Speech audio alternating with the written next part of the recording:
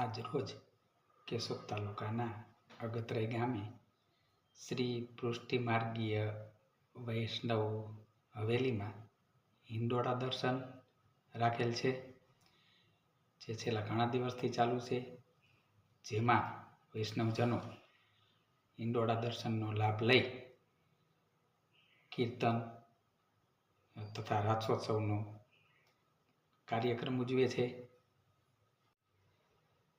ચાલો આપણે તેનો ઝાંખી કરીએ. જય શ્રી કૃષ્ણ.